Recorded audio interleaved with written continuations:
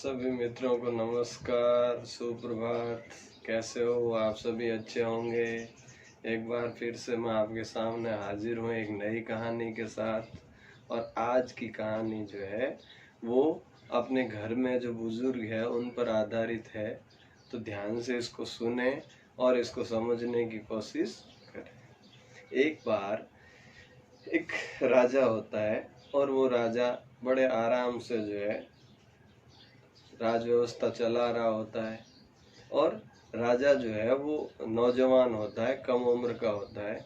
और धीरे धीरे उसको ये बात लगने लगती है, इसका आभास होने लगा कि भाई गांव में या इस नगर में अपने राज्य में जो भी ऐसे लोग हैं जो खुद कुछ नहीं कर सकते, वो राज्य पर बोझ है। जो बुजुर्ग लोग हैं जो अपना गुजारा खुद नहीं चला सकते, दूसरों पे आश्रित है, राज्य पर आश्रित है, तो वो अपने राज्य पर एक तरीके से बोझ है। तो क्यों न इस बोझ को कम कर दिया जाए। और उसने जो है एक आदेश जारी कर दिया, फरमान सुना दिया कि भाई किसी के भी घर में कोई भी व्यक्ति जो है अगर इस तरीके से बूढ़े हैं तो उनको आप जंगलों में छोड़ के आ जाओ, कोई भी अपने घर में नहीं रखेगा। अगर किसी ने घर में रखा तो उसको सजा मिलेगी। अब राजा की आज्ञा का उल्लंघन कौन कर सकता है। तो सब ने अपने डर से जो है, जो भी बूढ़े उसके माता पिता थे, सबको लगभग जंगलों में छोड़ना शुरू कर दिया। एक वहां पर कारीगर रहता था जो लकड़ी का काम करता था, और उसके घर में उसकी बुढ़िया थी, माँ थी।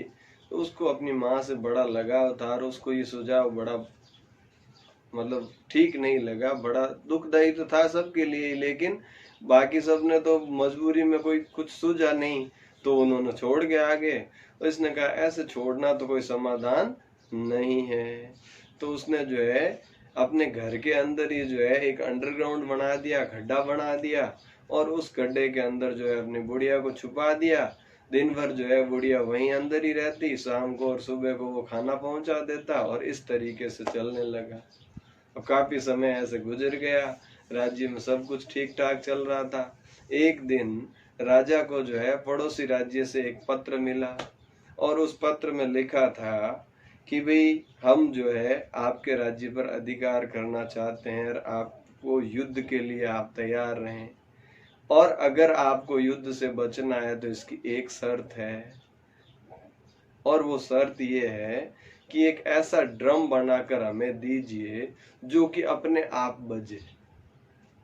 अगर आप ऐसा कर पाते हैं तो जो है आपको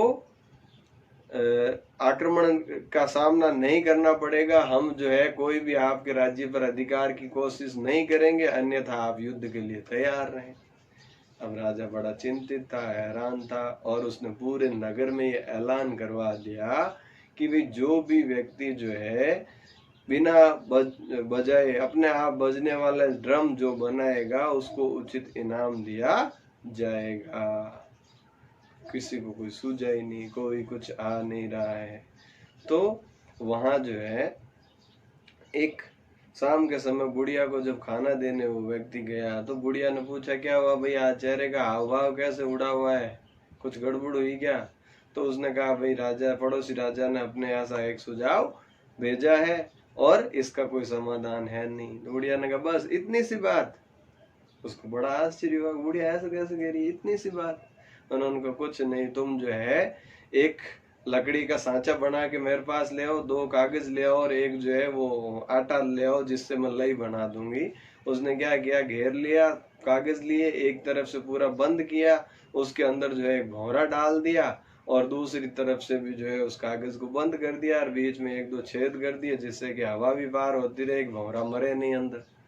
अब भौरा क्या करेगा, बाहर निकलने की कोशिश करेगा तो क्या करेगा, टकराएगा कागज से और ड्रम बजेगा। उसने वो ले जाके पेश कर दिया राजा के सामने। राजा ने देखा, बड़ा अच्छा लगा, उसने पड़ोसी राजा को सुपुर्द कर दिया। राजा उस आक्रमण से बच गया। लेकिन अब राजा को ये सूझी, उसने कहा भाई जो भी है तू ये खुद तो नहीं बना सकता, ये तो मुझे जहां तक मुझे लग रहा है तूने किसी न किसी का तो सहारा लिया। अब तू ईमानदारी से बता दे ये तेरे को किसने बताया। तो बड़ा संकोच हुआ कि अगर इसको मैंने बता दिया कि भाई मेरी माँ जो है मैं अपने पास रख रहा हूँ तो हो सकता है मुझे मृत्युदंड की सजा दे, तो संकोच से कुछ नहीं बोला। तो राजा ने आखिर ये शर्त रखी कि भाई जिसने भी बनाया मैं किसी को कुछ नहीं कहूंगा और आप मुझे सच सच बता दो। तो उसने अपनी माँ के बारे में बताया तो राजा को बड़ा पश्चाताप हुआ अपने निर्णय पर कि ये जिनको हम बोझ समझ रहे थे आज उन्हीं की वजह से हमारी मुसीबत टली है और हमने जो है कितने लोगों को वहां पहुंचा दिया। तो उसने सबको आदेश दिया कि भाई आज के बाद किसी को बाहर भेजने की जरूरत नहीं है और जो भी अपने मम्मी पापा को लाना चाहे वापस ले आओ। तो इस तरीके से जिन बुजुर्ग व्यक्तियों को अपन बोझ समझते हैं, उनकी बातों को बकवास समझते हैं, वास्तव में वो बकवास नहीं होकर एक ज्ञान का भंडार है और उनसे हमें कुछ न कुछ शिक्षाएं लेनी चाहिए।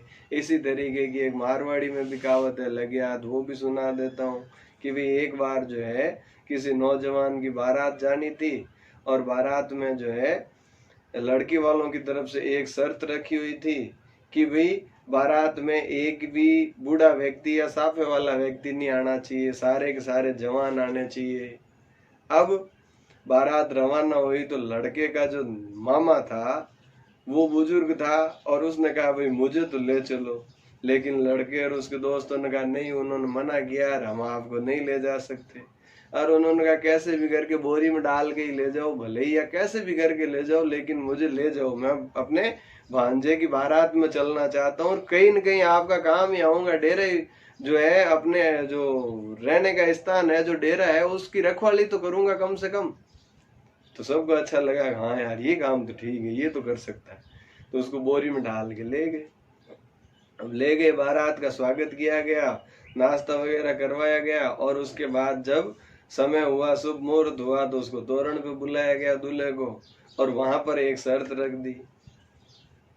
शर्त क्या कि अगर 100 वो डोंकी जिसको अपन बोलते हैं, जो ये ईख वगैरह होती है जिसमें जो डिजाइन बनी होती है ना, कि इस तरीके का 100 डोंकी का अगर बांस लेके आते हो ना तब तो ये शादी होगी, अन्यथा नहीं होगी।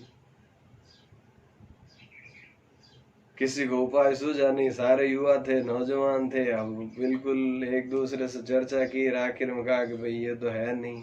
तो उन्होंने कहा अगर इसका जवाब नहीं दे सकते तो बारात लौट जाओ, हम लड़की को इस तरीके से विदा नहीं करेंगे, ये शर्त पूरी होती है तो आप जो है हम अपना लड़की का विवाह इसके साथ करवाएंगे, अन्यथा बारात लौट सकती है, आप जा सकते हो।